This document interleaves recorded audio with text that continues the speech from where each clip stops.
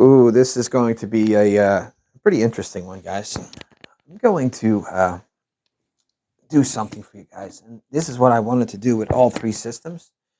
This is something you will not see often happening, if any, on any channel, especially with vintage equipment. I'm doing this for a couple of reasons. One, to show you that on a budget you can buy a good system. To show you with patience, lots of patience, understanding, researching, you can find really good components from back in the day for really good prices. You got to be patient. You got to know how to buy. I'm not going to say it's easy. It takes sometimes years. This here is proof of this. But also to show you that um, that you don't need a lot of money to get where you need to be. You don't need crazy investments to get where you need to be. So I'm going to do something for y'all. This is the first system I do it with. I will do it with every system I have. You'll be surprised how little I actually have paid for my system, for my components, for everything I've got going on here. So I'm going to pull a calculator out and we're going to do this together. So I can tell you already the most expensive part of this system are the speakers. Now, the speakers were purchased 4 years ago at, I think it was Sky Audio, something like that. It was the audio room that you see videos of.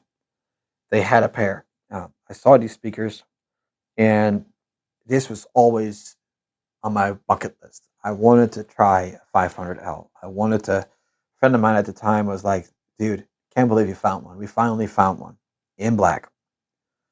Asking price was $1,250 plus shipping. It was about $300 or $400. It was 4 boxes. We settled actually on it was $950 plus the shipping. So 950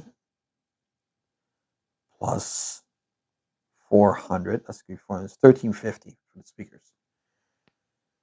They did do me a little bit of disservice because they arrived and there was no low end, and I already knew what was going on. Thank God to my research. I am that type of guy that researches this shit out of everything before I get it. Thank God. And I found out the two internal woofers needed refoaming. Pain in the ass, but I did it myself. I replaced mine with butylene. I know some people it's not compliant. Well, today's butylenes are just as good as foams, and I made sure I went with the right sources and asked them what is the most compliant one. These are the most compliant ones. They were pretty expensive too, but they work great. You don't want to do that again. Got riggers on it. Got some new feet on it. These are Skyrise feet. These are very solid rubber. So I'm going to add another $50 to it. So we're sitting on $1,400 for the speakers. But that's how these came to be. Then we're going to go over to the stack here. Let's start with the turntable. Turntable is a Project RPM 3 with a phono preamp. This is a Duke Audio T4 Plus, so it has the VU meter. The T4 has no VU meter. Thought it was pretty cool. Great little quirky preamp, very versatile. That aside, price for the preamp was on sale for $60 on Amazon, and I bought the turntable with the Sumiko Rainier, everything on it, for $350, which was a great price because this table was an $800 or $900 table, and the guy, the original owner, had it for 2 weeks, and he bought it because of the COVID wake, and everybody wanted vinyl. He's like, I didn't care for it at all. He's like, so I got the box original. I bought it from him for $350. I took it home. Then the CD player, the Sony XA20ES. It's featured on my channel. Had very good views. Solid CD player. These things are awesome.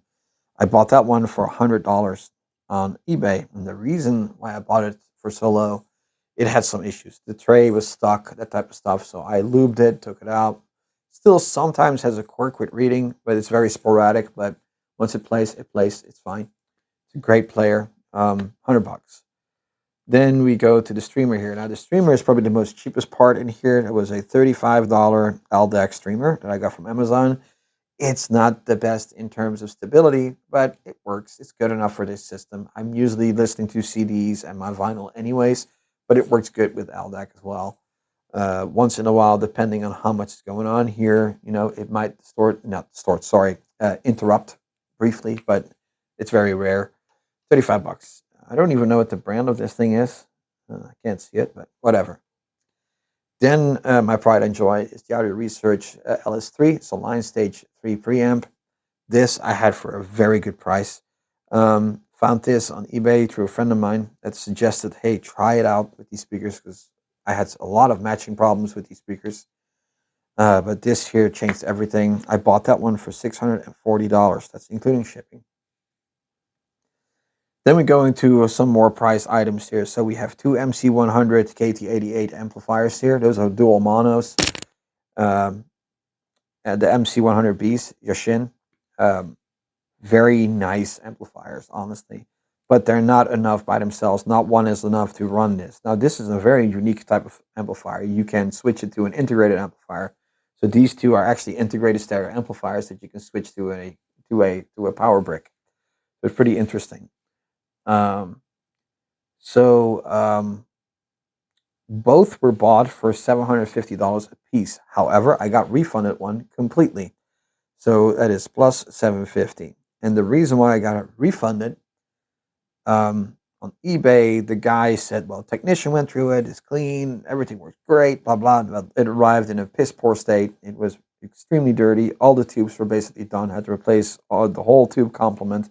Had the wrong tubes on the preamp stage and all that. So I had to replace it all. And I told him, so look, I said, I'd rather send it back because it's going to be $250 more for tubes on top of it. And I'm looking at $1,000. These amps you can buy new for about $1,200, $1,300. I'm like, I'm not going to do that. And the seller, so I filed a ticket and was very polite with the seller. Well, the seller was really cool. I said, you know what, keep it. I'm going to refund you fully. It's all good. It's just a write off. It is what it is. Keep the amplifier, enjoy it, and that's what I did. So, and the other one I just paid for. That one arrived in good shape. This one actually needs a new output tube soon. But there you go, 750 for the both of them is a great price. Then we have the Audio Research D300 solid state amplifier. This is driving the bass towers. Uh, this one I was extremely lucky with. I saw a 240, so a lower model for sale for 1,600 plus shipping. This one I paid $1,000 plus some shipping. It was about 1,200 bucks, I would say. No, it was 1,100 bucks, 1,200 bucks plus 1,200. And the rack was for free. This is a dog food rack from a store. My renters, I have renters down there, so she works at a pet shop, and she gave me this for free. She wanted to toss it. Said, "Well, can I take it? I love it. It's great for this type of stuff." Said, "I would love to have a rack like that, and it's perfect for this purpose." So it was free. Cables is Amazon. These are all Amazon. These speakers are tri-amped. So in terms of one side of the tube runs the tweeter, one other side runs the mid range, and then we have the solid state running the bass cab. So these were like, I would say it's about, let's say $50 worth of wiring, and I think I have it all. So this whole system has cost me a grand total of $4,585. Um, I would argue in today's money that is absolutely not that much. I feel it's important to share because the vintage market is so inflated. It's so incredibly crazy the prices that they're asking. And it's just to show you guys that with some patience and just take it easy, don't be impulsive, you can find really good componentry for relatively low money. You can't tell me that this is too much for this. It really isn't. If you look at the MSRP prices, so now you know this is 45.85.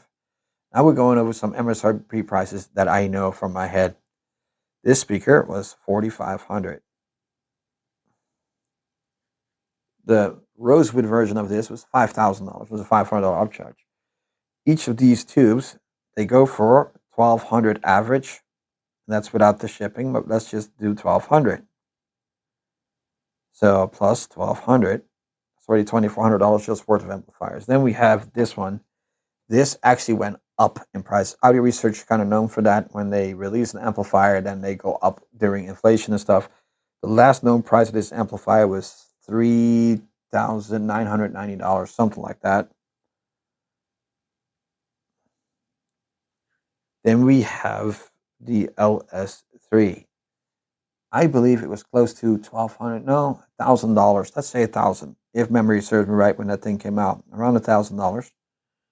Then the CD player, the XA20ES, I believe was around $500 or $600, something like that, MSRP. Let's keep it on 500. Then the turntable was $799, plus the cart is about $175, and the Duke is still 80.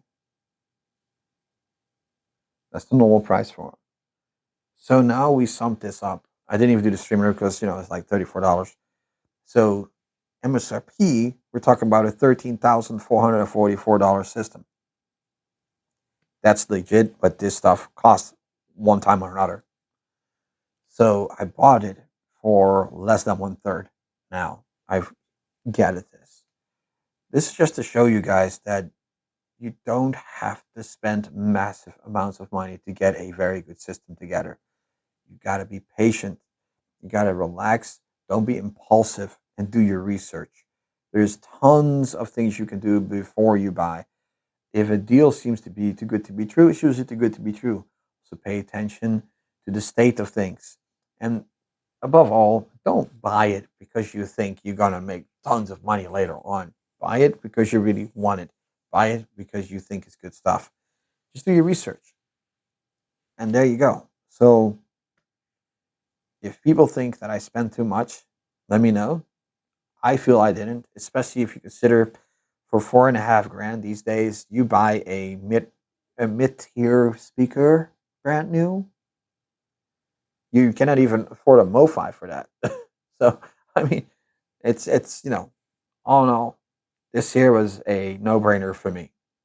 That's all I got for you this time. If you want to see the other setups being done in a similar fashion, please let me know. I've had no sleep last night, so I'm kind of I gladly break it down. But I feel it's kind of you don't see this often. I think it's important to tell people what I've paid for the fact, not for flexing. I could care less, but just to show you that you don't have to overspend on a good system. It's unnecessary.